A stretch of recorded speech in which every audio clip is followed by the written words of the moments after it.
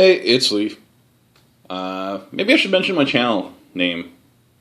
Yeah, it's Lee from Best at Losing, a channel that is not very well named. It was supposed to be about me and sucking at video games. And I'm here with more pickups. I went to a small event this weekend.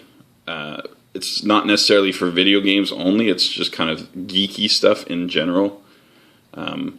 There were maybe 12 vendors there, and not many of them specialized in video games, but pretty much everyone had a couple video games.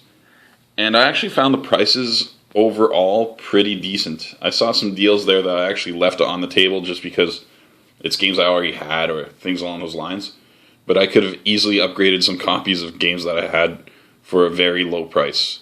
Well, not very low, but a reasonable price.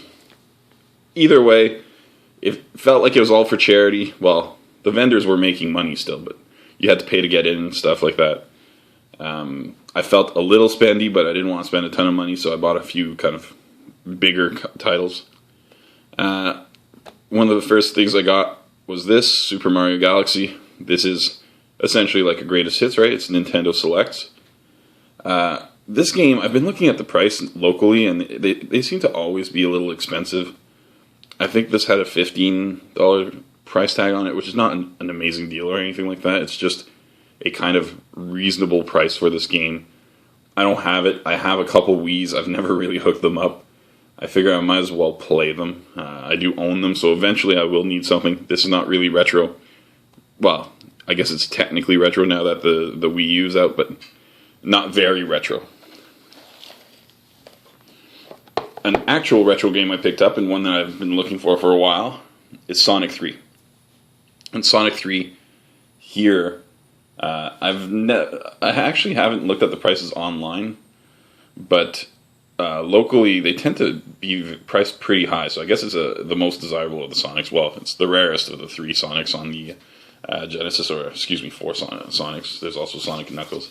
But basically, Sonic 3 tends to go for $35, almost $40 in most stores. This was at a vendor. He had it for $25. Again, not a steal, but a reasonable price for a game that I really want. It's in pretty good condition. There's one tiny little thing over here, but other than that, everything would look pretty close to perfect on it, so I'm very happy to have it. Last couple things, I mentioned that it was my birthday in November. On my birthday, I went a little nuts on eBay. Last week I showed Superstar Soldier, which was one of the things I bought on my birthday. This is another game I actually purchased that night. This is Bushido Blade 2. And again, I don't know if any of you know what kind of game this is, but it's essentially like a fighting game with swords. But what you're looking for is critical hits. So you're essentially trying to get that one good shot rather than the 50 small shots on your opponent. A lot of fun. A big challenge, but a cool game. Very unique for its time. Excuse me, that's something that most professional people would edit out of their videos, but I want you to experience the phlegm with me. That does it for video games. Not a terrible haul. Not a huge haul either, but three games. 2 retro, 1 kind of new. All in pretty good condition. All pretty decent titles, fairly well known. So that's okay. At the market, there was a guy there who was promoting his books. He's written some books.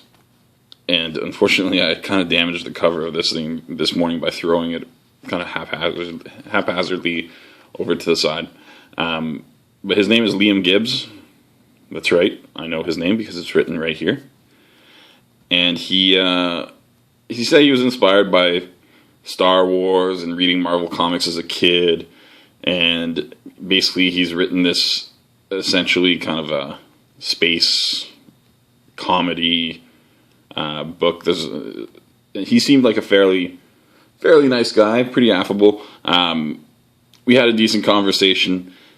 You know, who am I to stand in the way of someone's art? he self-published this. It probably cost him an arm and a leg, and he probably worked on it for a long time. Had a couple friends that contributed to it as well. I'm going to give it a shot. I can't tell you that it's amazing or anything along those lines, but I've read the first few pages, and the comedy seems to be something that's close to what I would normally like. So it doesn't seem, and I didn't find a typo yet, which is a big deal for something that's self-published. I guess I could maybe give an update on what I think of the books a little later on, but so far so good. I bought 2 of his books.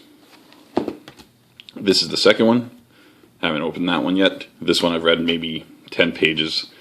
So it's not like I have a real review of the books. They didn't cost me much, and I feel like I'm supporting something. I'd rather support that than all of my other bad habits. And yeah, I guess I'll put a link to his stuff in the description, but I'd recommend people give it a try, or I can give an update if people have any questions about it. But yeah, not a bad haul for the weekend. You know, bought a couple books, gonna have to read, and 3 decent games. There is an event going on at one of my favorite stores this week, so I might have a little bit more stuff to show off, though I'm a little low on funds, especially with Christmas rolling around.